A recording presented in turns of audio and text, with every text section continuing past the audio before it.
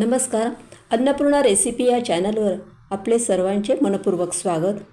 आज आपण करणार आहोत बटाट्याचा चिवडा. हा बटाट्याचा चिवडा आपल्याला वाळवायचा पण नाही आहे, तो किस करून तो वाळवायचा पण नाही आणि तळायचा सुद्धा नाही आपल्याला. तर अशी झटकीपट होणारी रेसिपी आज आपण बघणार आहोत. अतिशय स्वादिष्ट अशी रेसिपी आहे आणि झटकीपट होणारी रेसिपी आहे. सुरुवातीला आपण शेंगदाणे भाजून घेऊया. आपल्याला जेवढे शेंगदाणे लागतील तेवढेच आपण भाजून घ्यायचे आहेत.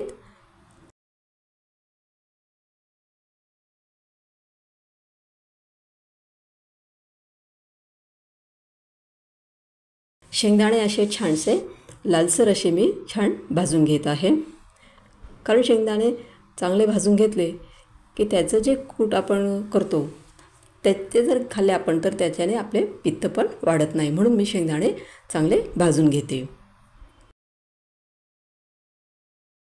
आता इथे आपले शेंगदाणे चांगले भाजून झालेले आहेत.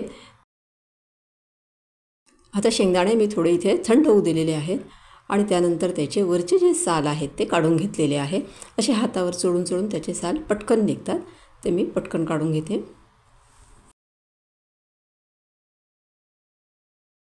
आता आपल्याला हे शेंगदाणे मिक्सरमध्ये बारीक करून घ्यायचे आहे, पण एकदम जास्त बारीक करायचे नाही. आपल्याला थोडंसं जाडसरच ठेवायचे आहेत ते शेंगदाण्याचं कूट आपल्याला. आता इथं बघतोय आपण की असं शेंगदाण्याचं कूट जे आहे ते थोडं जाडसरच आहे. आता इथं मी 3 बटाटे घेतलेले आहेत, मोठेच असे बटाटे घेतलेले आहे. आपण पण 3 असे लांबसर असे बटाटे घ्यायचे आहेत, म्हणजे आपला किस जो आहे तो छान असा लांबसर येईल. आता इथे मी बटाट्याचे वरचे साल काढून घेत आहे. 3 बटाट्यांचे आपण वरचे साल काढून घेऊया.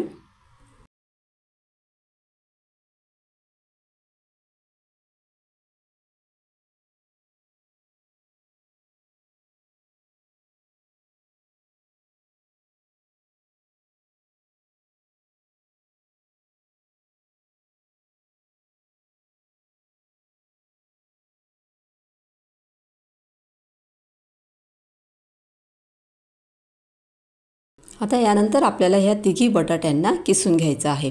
त्यासाठी आपण ताटामध्ये आधी पाणी घ्यायचे आहे, कारण आपण जे बटाटा किसणार आहे त्याचा जो किस आहे तो लाल पडू नये यासाठी बटाट्याच्या किसणार आहोत त्या ताटामध्ये आपण पाणी घ्यायचे आहे.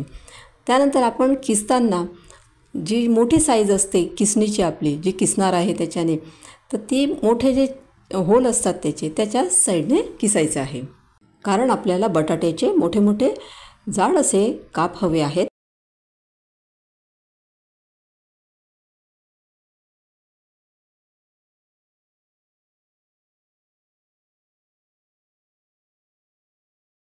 आता हे किसला आपल्याला 2-3 पाण्याने चांगले धुवून घ्यायचे आहे, म्हणजे त्याचं पाणी स्वच्छ निघते. मग आपला बटाट्याचा जो किस आहे तो छानसा पांढरा स्वच्छ दिसतो अतिशय. आता हा किस आपण चाळणीमध्ये ठेवायचा आहे. पाणी पूर्ण निघेपर्यंत आपल्याला त्याला चाळणीत राहू द्यायचे आहे. आणि आता आपण इकडच्या साईडला मिरच्या कापायला घेऊया. त्यासाठी मी एक मिरची घेतलेली आहे. ते मिरचीचे अतिशय बारीक बारीक काप आपल्याला करून घ्यायचे आहे. त्यानंतर आपल्याला गॅसवरती कढई ठेवायची आणि ती कढईत तेल टाकायचे आहे आणि त्यानंतर आपल्याला त्यात जिरे टाकायचे आहे. जिरे जर तुम्ही खात असाल तरच जिरे त्यात टाकायचे आहे. उपवासाला जर तुम्हाला जिरे चालत असेल तर, नाहीतर ते स्किप जरी केलं तरी चालेल. आता जिरं तडतडल्यानंतर मी त्यात मिरचीचे आपण जे काप केलेले होते ते टाकलेले आहेत. आता त्यानंतर मिरची आपल्याला थोडीफारच होऊ द्यायची आहे, नंतर लगेचच त्याच्यात किस टाकायचा आहे. आता ते आपल्याला चांगले हलवून घ्यायचे आहे. फक्त 7च मिनटात आपल्याला तो किस आपला तयार होऊन जातो. किस आपल्याला जास्तच हलवायचं नाही आहे. त्यानंतर थोडा हलवला की त्यावर आपल्याला झाकण ठेवून द्यायचे आहे आणि झाकण पण लगेच थोड्या वेळाने आपल्याला उघडून बघायचे आहे. थोडा किस झाल्यानंतर त्यात आपल्याला उपवासाचे मीठ टाकायचे आहे आणि चांगले हलवून घ्यायचे आहे. ते हलवून झाल्यानंतर आपल्याला थोडा वेळ त्याच्यावर झाकण ठेवायचे आहे आणि एकदम थोडाच वेळ ते आपल्याला होऊ द्यायचे आहे मीठ विरघळेपर्यंत.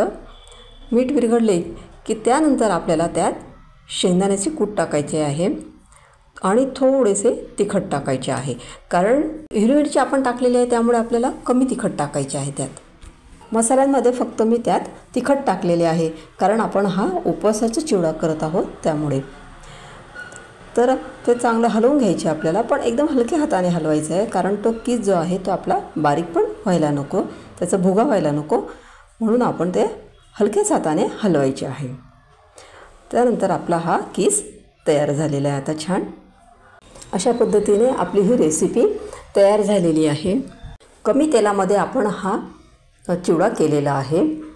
ह्या कीसला आपल्याला तळायची गरज भासलेली नाही आहे. कमी तेलात अतिशय स्वादिष्ट अशी ही रेसिपी आपली तयार आहे. माझी ही रेसिपी तुम्हाला कशी वाटली? माझी ही रेसिपी जर तुम्हाला आवडली असेल तर ह्या व्हिडिओला लाईक करा, शेअर करा आणि चॅनलला सबस्क्राईब केलं नसेल तर ह्या चॅनलला सबस्क्राईब करा. थँक्यू.